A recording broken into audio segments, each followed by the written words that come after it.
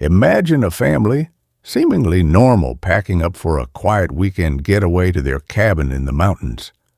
The house left tidy, dinner plates drying as if they'd be right back. But they were never seen again.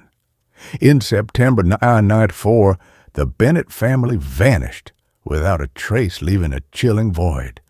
For a decade, the case went cold, a haunting local mystery. Then in 2004, a mislabeled box revealed a single undeveloped camera and one unsettling photo that would crack the case wide open.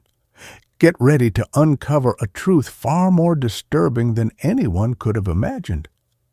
Before we dive into this chilling story, please like this video and subscribe to our channel for more true crime and mystery deep dives. Introduction: Robert and Ellen Bennett, with their children, Jason 9 and Katie 6, were the picture of suburban normalcy in Idaho. Robert, a meticulous engineer, Ellen, a kind teacher's aide. Their trip to a cabin near Lake Thornberry was routine, but when they failed to return their pristine home with the dog Daisy left behind, became a chilling enigma. No car, no crash, no trace. For 10 agonizing years, the Bennett family was simply gone. The silent disappearance. On a Friday afternoon in September 1994, neighbors watched the Bennetts pack their station wagon Jason with a camcorder Katie with a pink rabbit. They waved goodbye. By Monday, no call from Ellen to her sister. By Tuesday, Robert had missed a shift, a first in 15 years. Police found their house immaculate mail stacked, coffee mugs rinsed. But Daisy, their golden retriever, was abandoned. No food, no water. This was strange. They never left the dog. Searches of roads, lakes, and the cabin itself yielded nothing. The family car was never found. No tracks, no witnesses, no receipts. It was as if someone had erased the weekend. Within 2 months, the case went cold. A decade of lingering questions. For 10 agonizing years, the Bennett family's disappearance remained one of Idaho's most baffling cold cases. Detective Lyle Henning, a seasoned veteran, kept the file on his desk, the unanswered questions a constant professional torment. The community, though moving on with their lives, never truly forgot whispers of the vanished family, a haunting local legend. The vast, unforgiving wilderness of the Wind River Range had swallowed countless secrets, and it seemed the Bennetts was just another. The haunting journal entries. Henning never forgot a curious detail from the initial investigation: Ellen's spiral-bound logbook found in the fireplace.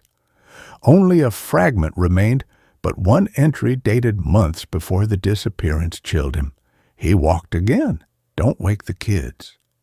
He also recalled Jason's teacher mentioning the boy seemed tired, muttering something about his dad walking around again last night. There was also Robert's odd request to a neighbor just before they left: "Tell them you saw us leave." These fragments, once dismissed, now scratched at Henning's mind like an insistent ghost. A forgotten clue. Then in 2004, a routine audit of unprocessed evidence revealed a mislabeled cardboard box in storage. Inside, a junior officer, Marissa Duval, found a yellow Kodak disposable camera. It was from the Bennett's home, still undeveloped. When the film was finally processed, the last photo sent a shiver down Henning's spine. Taken at 3:14 a.m. inside the dark living room, it showed Robert Bennett standing unnaturally still, arms at his sides, staring blankly ahead. This was unlike any other photo of the vibrant, active Robert. The eerie stillness of the image, coupled with the fragments from Ellen's logbook, suddenly screamed of a deeper, more unsettling truth. The family hadn't just vanished. Something profoundly disturbing had occurred within their own home. Robert's troubling habits and a second camera, Henning's instincts screamed. Why was Robert awake and photographing a dark, empty room at 3:14 a.m.? The logbook entry about walking again resonated. He recalled a detail from a neighbor. Robert had seemed unusually detached, even asking her to tell them you saw us leave before the trip. It was clear Robert had a secret. Henning also remembered Robert inexplicably canceling a 2-week family trip 6 months prior. The pieces were starting to connect, forming a disturbing mosaic of a man unraveling the second camera's secrets. Driven by these unsettling coincidences, Henning meticulously re-examined the old reports. He found a forgotten detail. A retired game warden had reported finding a small metallic cylinder near the cabin in 1995. It was a second disposable camera. This camera contained 7 photos. The sixth, taken at 4:03 a.m., less than an hour after Robert's chilling photo, showed the cabin porch and a boot size 11 matching Robert's shoe size. The final image, slightly blurred, depicted Ellen's spiral-bound notebook on the floor. This notebook, identical to 2 Robert had purchased, was missing from initial inventories. The truth was slowly, terrifyingly surfacing. The trap door and the children's secrets.